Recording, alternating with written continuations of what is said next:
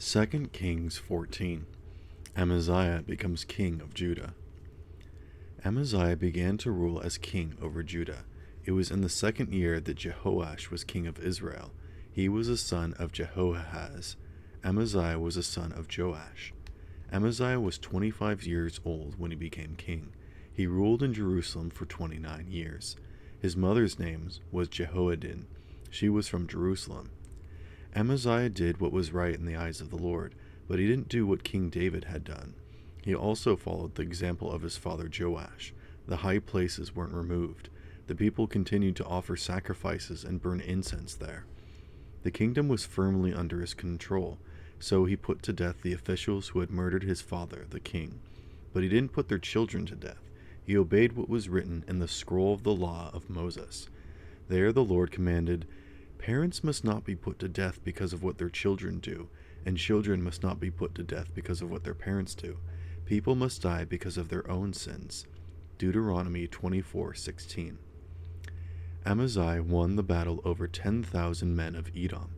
It happened in the Valley of Salt. During the battle, he captured the town of Selah. He called it Joktheel. That's the name it still has to this very day. Then Amaziah sent messengers to Jehoash, the king of Israel. He was the son of Jehoahaz, the son of Jehu. The message said, "Come, meet me face to face in battle." But Jehoash, the king of Israel, answered Amaziah, the king of Judah. He said, "A thorn bush in Lebanon sent a message to a cedar tree there. It said, 'Give your daughter to be married to my son.' Then a wild animal in Lebanon came along. It walked all over the thorn bush. It's true that you have won the battle over Edom, so you are proud. Enjoy your success while you can, but stay home and enjoy it. Why ask for trouble? Why bring yourself crashing down? Why bring Judah down with you?"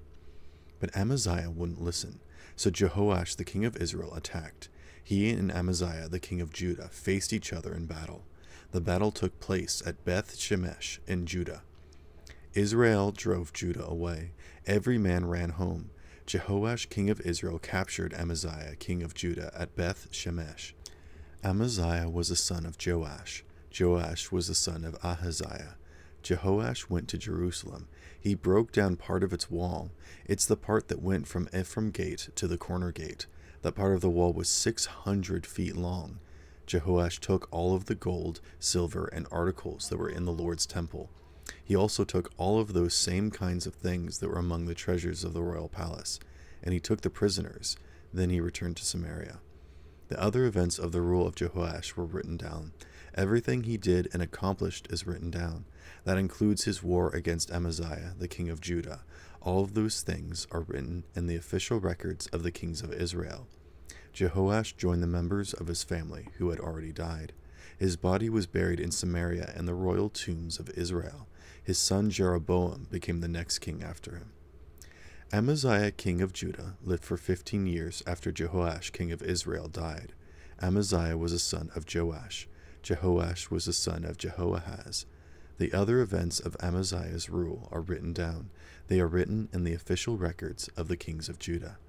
Some people made evil plans against Amaziah in Jerusalem, so he ran away to Lachish. But they sent men to Lachish after him. Then they killed him. His body was brought back on a horse. Then he was buried in the family tomb in Jerusalem, the city of David. All of the people of Judah made Uzziah king. He was 16 years old. They made him king in place of his father Amaziah.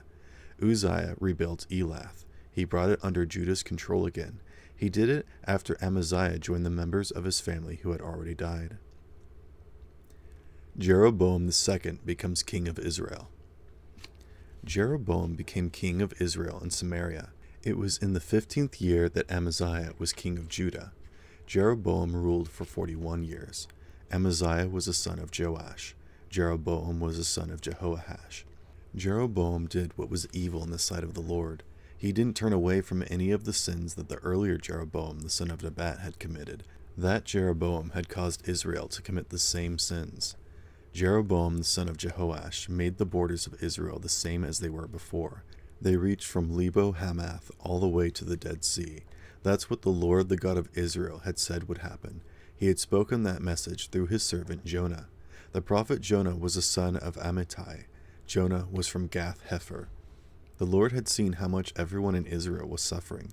It didn't matter whether they were slaves or free. They didn't have anyone to help them. The Lord hadn't said he would wipe out Israel's name from the earth, so he saved them by using the powerful hand of Jeroboam, the son of Jehoash. The other events of the rule of Jeroboam are written down. Everything he did is written down. What he and his army accomplished is written down. That includes how he brought Damascus and Hamath back from under Israel's control. Damascus and Hamath had belonged to the territory of Uadai. All of those things are written in the official records of the kings of Israel. Jeroboam joined the members of his family who had already died. His body was buried in the royal tombs of Israel. His son Zechariah became the next king after him.